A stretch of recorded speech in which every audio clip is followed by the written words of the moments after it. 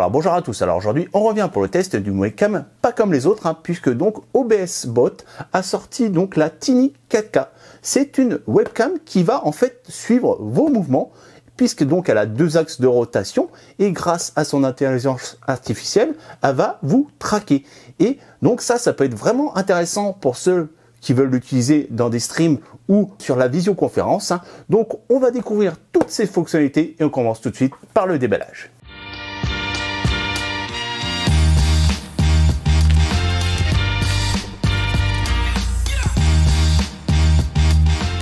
Allez, c'est parti pour le déballage. Ici, on se retrouve avec le visuel de la caméra. Ici, une annotation comme quoi c'est la version 4K, sachant qu'il y a une version 1080 qui existe. Derrière, on se retrouve avec le contenu de la boîte qu'on va voir tout de suite. Ok, on se retrouve direct avec une autre boîte. Donc ça va, c'est bien protégé, là. Puis ça a l'air sympa au niveau du packaging. Et on se retrouve directement avec une petite boîte qui va sûrement contenir, voilà, le manuel d'utilisation. Et donc ici, on a bien, vous voyez, du français. Donc là, ça nous indique les différents ports sur la caméra. Et à côté, ça nous montre qu'on a un support pour fixer la caméra sur, par exemple, un écran de PC portable.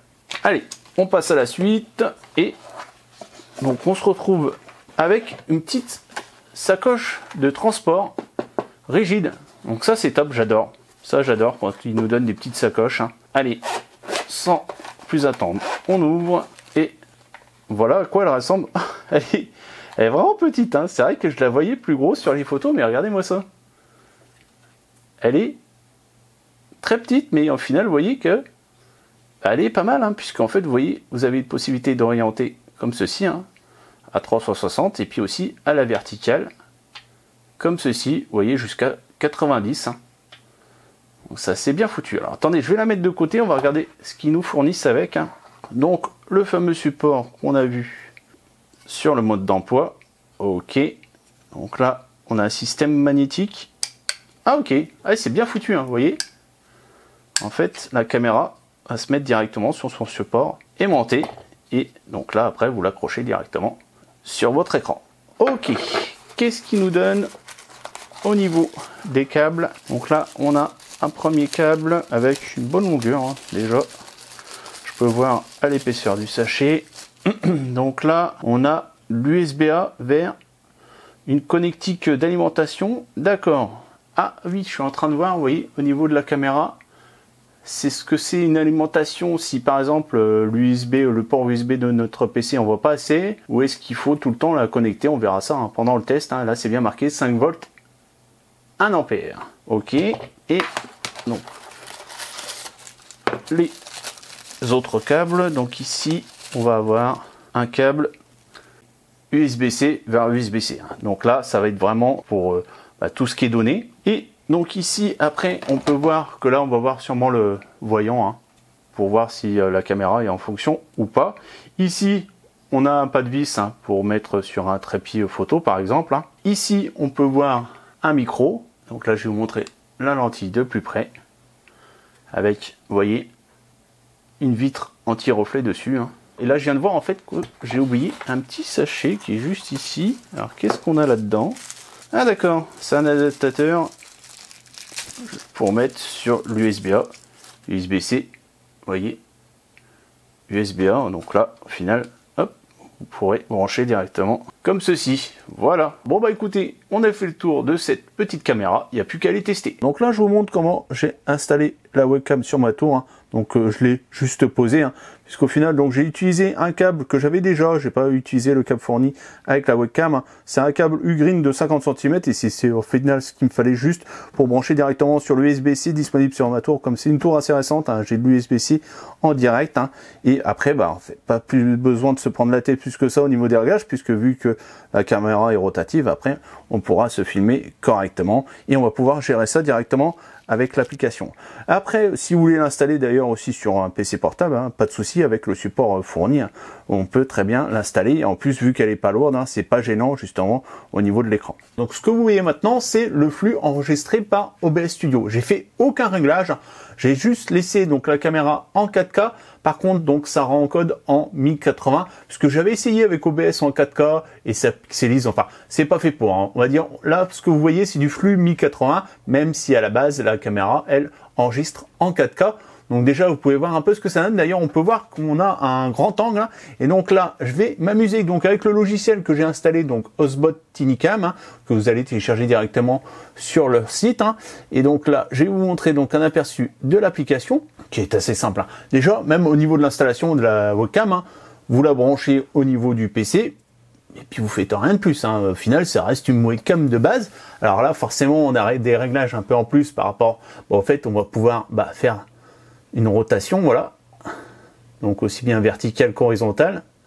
Et donc ça c'est vraiment intéressant dans le sens où surtout moi je vise ceux qui recherchent par exemple faire des lives sur Twitch, cuisine, je sais pas, sport, enfin voilà, où ils doivent interagir avec la caméra. Alors une chose aussi intéressante, c'est que vous n'allez pas avoir besoin de l'application pour gérer la caméra, puisqu'en fait vous allez lui faire des gestes. Hein. Donc là, je lève la main comme ça, et en fait, elle a compris. Vous voyez, il y a une petite lumière bleue qui s'est affichée au niveau de la caméra, qu'elle doit me suivre. Et donc à partir de là, je vais bouger, et vous pouvez voir qu'elle va me suivre. Donc là, je vais me lever. Alors je vais pas être trop violent quand même, hein. Mais voilà, on peut se déplacer dans la pièce, et au final, vous voyez qu'elle traque. Et j'ai un autre geste, regardez, je fais ça, et elle va zoomer directement sur moi.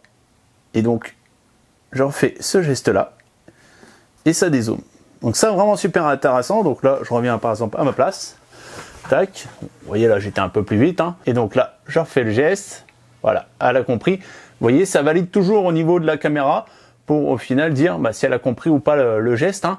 Et maintenant, si je veux loquer l'image, hop, voilà, elle a compris, et là je peux me déplacer. Vous voyez, l'image ne bouge pas, hein.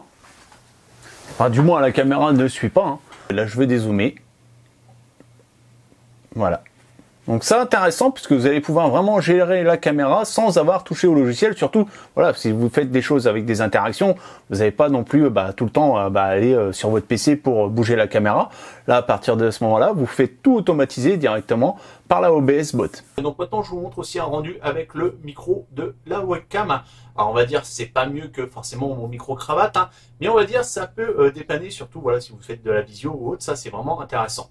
Et c'est vrai que j'ai pas pensé, j'ai pas évoqué, mais ça peut aussi servir au niveau de ces webcams pour faire par exemple du télétravail ou de la visio en équipe, etc. Là, vous pouvez faire des démonstrations vraiment sans problème, dans le sens où voilà, la caméra va vous suivre si vous faites une démonstration sur un tablet ou autre. C'est vraiment intéressant. Donc maintenant, on va faire un tour un peu plus approfondi dans l'application et les réglages de la caméra au niveau du PC. Donc là, au niveau de l'application, je vous ai déjà montré comment déplacer la webcam. Hein. Ici, vous pouvez zoomer. Hein. Vous voyez, on a un bon détail. D'ailleurs, vous voyez que donc, la caméra suit mon visage alors que je zoome. Et si je dézoome, pareil. Hein. Voilà. Donc ça, c'est vraiment intéressant. Voilà, on a un eye tracking. D'ailleurs, on peut désactiver ou activer directement via l'application. On peut aussi directement l'éteindre. Hein. Donc là, en fait, ce qu'elle fait, elle va tout simplement baisser son objectif vers le bas. Et ça, c'est intéressant puisque donc on va pouvoir aussi le faire manuellement. Donc là, je vais le faire avec l'application. Vous voyez, elle s'est réactive, mais je peux très bien, hop, baisser manuellement et elle s'éteint toute seule.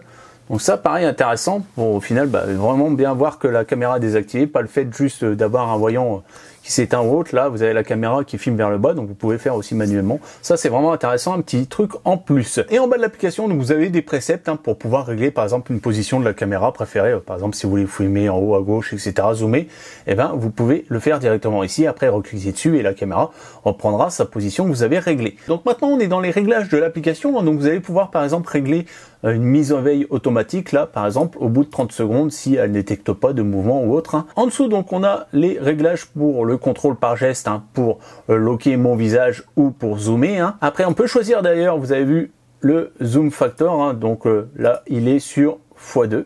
Après, vous avez le tracking mode. Donc, alors, c'est drone mode, alors, et motion mode. Je veux dire, j'ai pas testé. Je suis resté en standard mode. Hein. Pour l'instant, on va dire, ça suffit par rapport à ce que j'ai fait. Hein. Au final, j'ai pas mis trop en défaut. Alors, c'est vrai que si vous allez vite, des fois, elle va avoir du mal à vous suivre.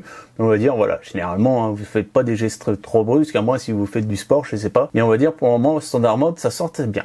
Alors, configure vidéo. Hein. Donc là, c'est les réglages. Alors ça, c'est pour ça que je vous ai expliqué au début, j'ai pas touché au réglage. C'est vrai que je pense qu'on peut améliorer le rendu de la caméra grâce à ces réglages, hein, au niveau de la saturation, etc. Vous allez pouvoir régler ça aux petits oignons, mais bon, on va dire voilà, ça c'est, on va dire, c'est à celui qui l'utilisera dans sa pièce, dans son environnement différent, qui pourra faire ces réglages. Hein. Après, anti-flicker, c'est à mon avis, si par exemple vous avez un spot comme ça qui clignote, au final, vous allez pouvoir régler 50 ou 60 Hz. Hein. Le HDR, donc là, je l'ai mis puisqu'on a quand même pas mal de contre-jour déjà, rien qu'avec ma lumière et ma fenêtre qui est à l'arrière. Hein. D'ailleurs, vous pouvez voir, donc quand on les active, voilà, ça rend bien. Hein. Là, vous voyez, quand on met l'HDR, on ressort mieux au niveau des couleurs, etc. L'autofocus qui fonctionne très très bien, ça c'est vrai à ce niveau-là, rien à redire. Hein. Pourtant, vous avez pu voir, j'ai pu bouger tout ça, etc. Regardez par exemple là, je vais bouger vers mon mur, ouais, voilà, là où je vais prendre mon tableau d'Iron Man, et vous voyez, le focus se fait très bien. Hein. Voilà, il n'y a vraiment pas de souci. Le focus travaille très très bien. Après, on a le face focus, donc là, logiquement, oui, c'est par rapport au visage. Hein. Donc après, on a le screen mode, hein, sur lequel donc vous allez pouvoir régler soit en paysage, soit en portrait. Donc ça peut être intéressant, surtout si vous faites des lives, je sais pas, sur Instagram ou autre. Hein. Là, au final, vous allez pouvoir régler justement ce format-là. Après, on a le gimbal initial position, donc en fait, c'est la mise à zéro du gimbal. Hein. Vous pouvez le remettre à zéro. Donc après, vous allez pouvoir réduire les bruits au niveau de l'image. Même si au final, vous voyez, bon voilà, j'ai une grosse luminosité, ça peut être intéressant à mon avis si vraiment vous êtes en basse luminosité. Hein. C'est vrai que là, c'est là où ça apparaît, hein, les bruits au niveau de la vidéo. Là, vu que j'ai la lumière, je pense que vous voyez, il n'y a pas, je désactive, il n'y a pas grosse différence. Après, vous allez pouvoir régler des raccourcis clavier et utiliser une télécommande qui est en option. Hein. Et au niveau de la langue, on n'aura pas de français, on n'aura que de l'anglais, l'allemand ou de l'espagnol ou du chinois, mais pas de français, ça c'est un peu bête à ce niveau-là. Bon écoutez, je pense qu'on a fait le tour de cette webcam. Hein. Maintenant, on passe à la conclusion. Donc voilà, c'est temps de la conclusion. Donc au niveau des défauts, pas grand-chose à lui reprocher à cette petite webcam, à part que, bon, des fois, elle ne comprend pas du premier coup quand on fait des gestes au niveau de la main pour le tracking ou le zoom. Après, au niveau de ses avantages, hein, vous avez pu le voir pendant le test, franchement c'est super intéressant d'avoir une webcam qui vous suit, donc aussi bien pour du stream, pour de la visio ou autre, vous allez pouvoir l'utiliser et en plus c'est plug and play, vous la branchez, c'est une webcam, à part le logiciel forcément vous allez rajouter derrière, mais même vous pouvez l'utiliser sans le logiciel, elle fera très bien le taf. C'est sa petite taille aussi qui est intéressante puisque vous allez pouvoir la transporter grâce en plus à sa sacoche fournie. Le fait qu'on la branche en USB-C, pareil, ça c'est sympa, on sort maintenant de la prise USB, même si on a la possibilité de l'adapter, d'ailleurs même sur des anciens périphériques, puisqu'on a la possibilité de l'alimenter grâce à un port USB. Donc ça vraiment bien fourni à ce niveau-là, et au final elle fait très bien le job, et bien sûr sa qualité aussi, elle filme très bien. Alors par contre, comme je vous ai expliqué, moi j'ai pas touché au réglage, mais à mon avis, voilà, si on approfondit un peu la chose, on peut en tirer une très bonne image. Donc écoutez, si cette caméra vous intéresse, bien sûr vous aurez tous les liens dans la description pour l'acheter, et si vous avez aimé, bien sûr il faudra liker, partager et surtout abonnez-vous. Ciao, bye bye, à la prochaine.